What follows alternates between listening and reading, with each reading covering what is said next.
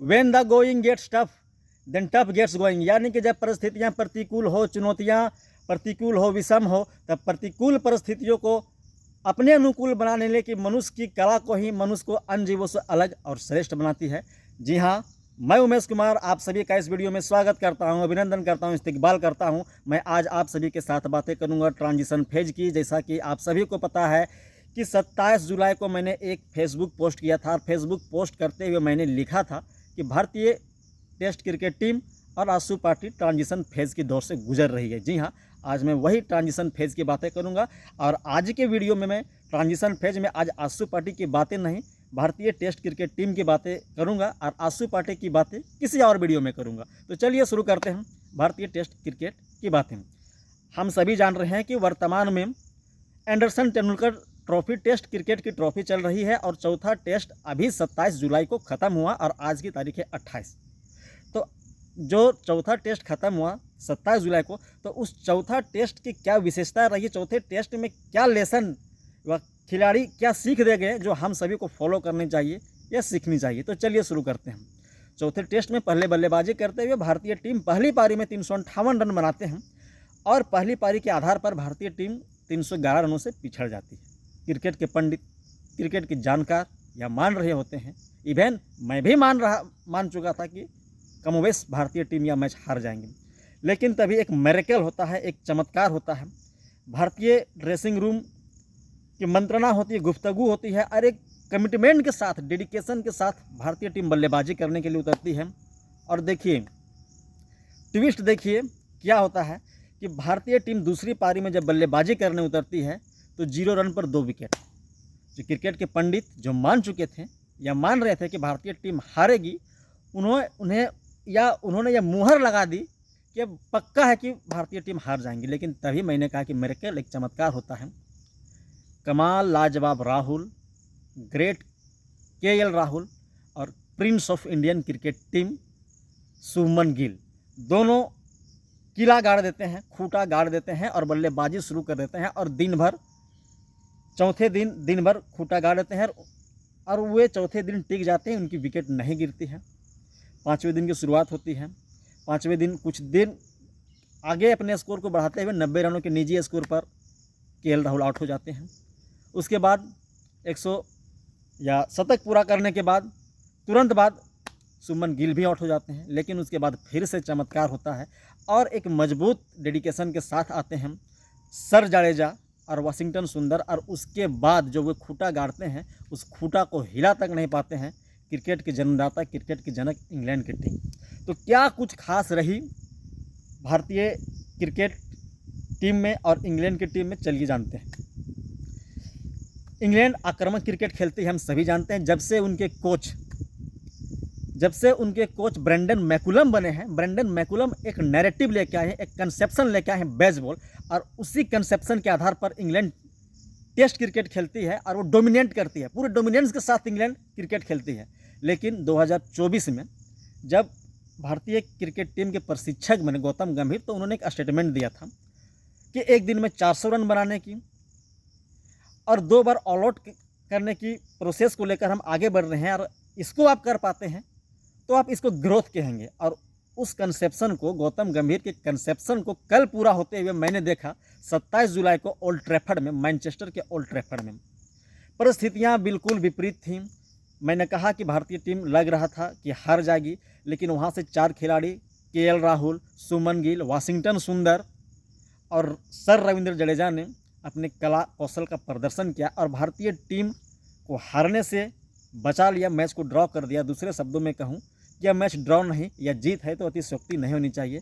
और transition phase की मैं बात करूँ तो ट्रांजिशन फेज का मतलब होता है कि एक एरा का दूसरे एरा में प्रवेश कर जाना, यानी कि एक युग का दूसरे युग में स्थानांतरण कर जाना, प्रवेश कर जाना।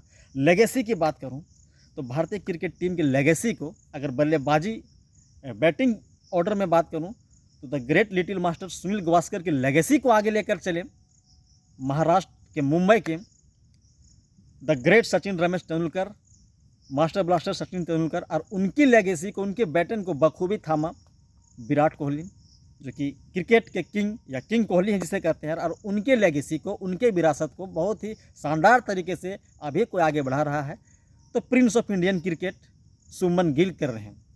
तो ये एक फेज ट्रांजिशन होता है जिसमें आज है, अगर दूसरे शब्दों में कहें फेज ट्रांजिशन फेज, कि जो कल थे वो आज नहीं हैं, जो आज हैं वो कल नहीं रहेंगे। तो ये ट्रांजिशन फेज का मतलब होता है। तो वही ट्रांजिशन फेज से इंडियन क्रिकेट टीम गुजर रही है, और क्या खूब गुजर रही है, क्या ज़बरदस्त बाउंस बैक किया ओल्ड ट्रैफर्ड के मैच में, और इस टेस्ट में अपने आप को जीवित रखा, इस श्रृंखला को जीवित रखा। 5 मैचों की श्रृंखला में अब एक और मैच फाइनल टेस्ट जिसको बोलेंगे वो 31 जुलाई से ओवल के ग्राउंड पर होना है। अब ओवल पे देखेंगे कि क्या कुछ होता है, लेकिन अभी तक जो इंडियन टीम ने प्रदर्शन किया है वो काबिल तारीफ़ है। अगर बात करूँ खिलाड़ियों के व्यक्तिगत प्रदर्शन की, तो इस पूरे सीरीज में सर डॉन ब्रैडमैन के बाद, सुनील गावस्कर के बाद, यानी कि एक सीरीज में 700 रनों का जो माइलस्टोन है वो क्रॉस कर दिया है, उस माइलस्टोन को पार किया शुभमन गिल ने। और बात करें केएल राहुल की, तो केएल राहुल ने क्या ज़बरदस्त ट्रांसफॉर्म अपने आप पर लाया है, ये परिवर्तन लाया है। जब वो कवर ड्राइव खेलते हैं तो ओहो क्या लगता है कि समय रुक गया है। एक ठहराव है, एक पोएट्री मोशन है उनके कवर ड्राइव में। लोग कहते हैं कि जब वामहस्त बल्लेबाज यानी कि लेफ्ट हैंडर बल्लेबाज कवर ड्राइव करते हैं तो देखते ही बनता है, सोने पे सुहागा लगता है। लेकिन इस मिथक से आगे बढ़कर अपने आप को या इस कंसेप्शन को बदल दिया है केएल राहुल ने। और जब दायां हाथ के बल्लेबाज केएल राहुल जब कवर ड्राइव करते हैं, पॉइंट और एक्स्ट्रा कवर के बीच से जब गेंद जाती है, तब लगता है ओहो क्या खूब खेला है केएल राहुल ने। अपने क्लासिकल अंदाज को वो बयां करते हैं, तो मुक्त कंठ से प्रशंसा करने के मन होता है केएल राहुल का। और अगर गेंदबाजी यूनिट की बात करें तो जो लेगेसी चलाई है जवागल श्रीनाथ के बाद जहीर खान, और जहीर खान के बाद अभी जसप्रीत बुमराह, तो ये ट्रांजिशन फेज होता है। अब मैंने सीख की बात की कि इस चौथे टेस्ट में क्या क्या सीख मिली। जैसा कि मैंने कहा, पहली पारी में भारतीय टीम 311 रन से पिछड़ चुकी थी। भारतीय टीम का main player, man match winner Rishabh Pant का पैर फ्रैक्चर हो चुका है, मैदान वो छोड़ चुके हैं।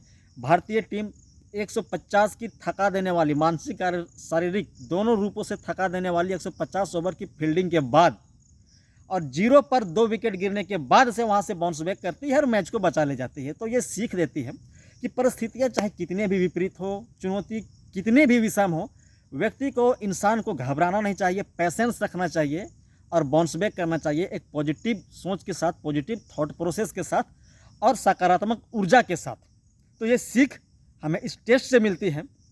और टेस्ट जिसको हम कहते हैं कि क्रिकेट का ओरिजिन है, क्रिकेट का सोल है, क्रिकेट की आत्मा है। भले ही आज चकाचौंध में हम T20 में या समय की बाध्यता के चलते T20 को देखना प्रीफर करते हैं, और 2020 मैच में बल्लेबाज आते हैं, आड़े तिरछा शॉट चलाते हैं, हर पलक झपकते ही मैच खत्म हो जाता है, लिमिट टाइम में ही रिजल्ट का निर्णय हो जाता है। लेकिन टेस्ट क्रिकेट एक साधना है, एक तपस्या है, जहां 5 दिन तक खिलाड़ी पसीना से तरबतर होकर, इंजरी से उबर कर या इंजरी को झेलते हुए खेलता है, अपने आप को साबित करता है। टेस्ट क्रिकेट में खिलाड़ी के टेस्ट होता है उनके स्किल का, उनके टैलेंट का, उनके टेम्परामेंट का। इन पूरे मानकों पर जो खरा उतरता है वही एक सफल टेस्ट क्रिकेटर होता है, एक सफल क्रिकेटर होता है। तो टेस्ट क्रिकेट जो एक संपूर्ण क्रिकेट है, और एक सही क्रिकेटर या असली क्रिकेटर वही है जो अपने आप को टेस्ट क्रिकेट में स्थापित करता है। ऐसा मानना है क्रिकेट के जानकारों का। ये भद्र जनों का खेल कहे जाने वाला द गेम ऑफ जेंटलमैन जिसे हम क्रिकेट कहते हैं, उनके जानकार और उनके पंडित कहते हैं। तो चौथा टेस्ट बीत चुका है, अब 5वां टेस्ट 31 जुलाई को होना है। अब देखना है कि ये मैच को, इस एंडरसन तेंदुलकर ट्रॉफी को कौन जीतेगा। लेकिन ये जो मैच घटित हुआ, जो 27 तारीख को मैच संपन्न हुआ, वो हमें बहुत ही गहरे सीख दे गया, और जिसे हमें सीखने चाहिए।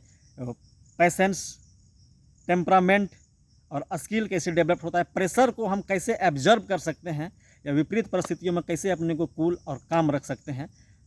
टेस्ट तो अभी बाकी है, 31 जुलाई को 5वां टेस्ट होना है। और बतौर भारतीय दर्शक या क्रिकेट प्रेमी मैं आशा कर रहा हूं, या हम सभी लोग ये आशा कर रहे हैं कि भारतीय टीम ओवल में जो 5वां टेस्ट होगा उसमें वापसी करेगी, भारतीय टीम इस सीरीज़ को बताएगी। आप सभी ने इस वीडियो को सुना, और मैं आशा करता हूं कि वीडियो आपको अच्छी लगी होगी। नेक्स्ट वीडियो में नेक्स्ट टॉपिक के साथ मिलेंगे, तब तक आप सभी को जोहार, नमस्कार, धन्यवाद।